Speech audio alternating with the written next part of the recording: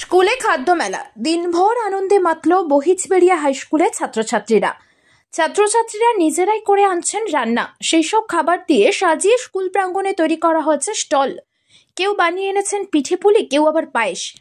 শীতের মিঠে রোদে কেবল মিষ্টি খাবার নয়, উল্টো দিকে স্টলে দেখা মিলল ফুচকা, ঘুগনি, পরোটা ও বাসন্তী পোলাওর। এখানেই শেষ নয়, মাত্র 30 টাকার বিনিময়ে চিকেন বিরিয়ানি স্টলও লক্ষ্য করা গিয়েছে। সোমবার সপ্তাহের শুরুর দিনে খাদ্যোৎসব অর্থাৎ ফুড ফেস্টিভ্যালের আয়োজন করা হয়েছিল। তাতে তাক লাগিয়ে দিয়েছে প্রত্যন্ত এলাকার স্কুল পড়ুয়ারা।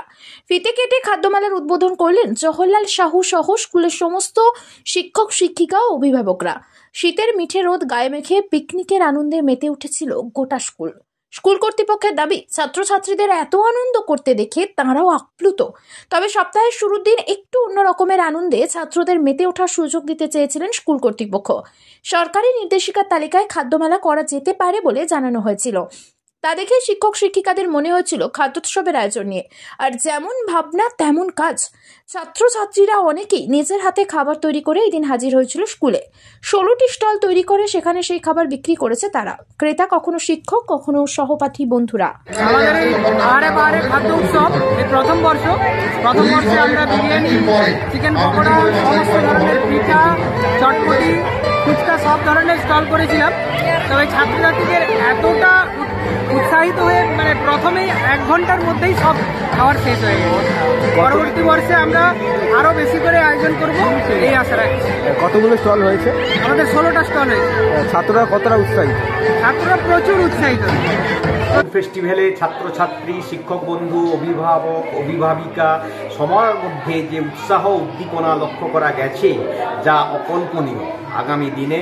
তাই আমরা ভেবেছি ছাত্রছাত্রীদের দ্বারা পরিচালিত আরও সুন্দর এবং পরিকল্পিত ফুড ফেস্টিভ্যাল যাতে করতে পারি, সেটার আমরা চেষ্টা করছি। ছাত্রছাত্রীরা সবাই খুব আনন্দের সঙ্গে এই ফেস্টিভ্যালে অংশগ্রহণ করেছে।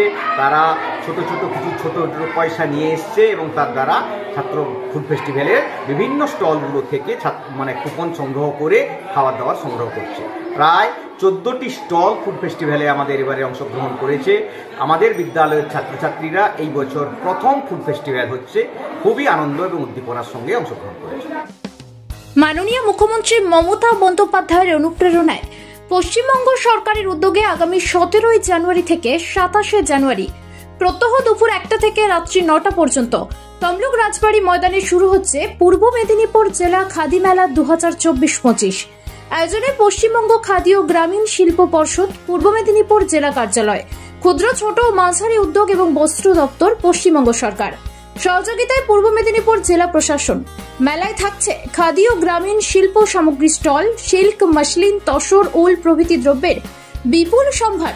থাকছে নানান রকমের খাবারের স্টল। মেলা প্রাঙ্গণের সবাইকে জানাই সাদর আমন্ত্রণ।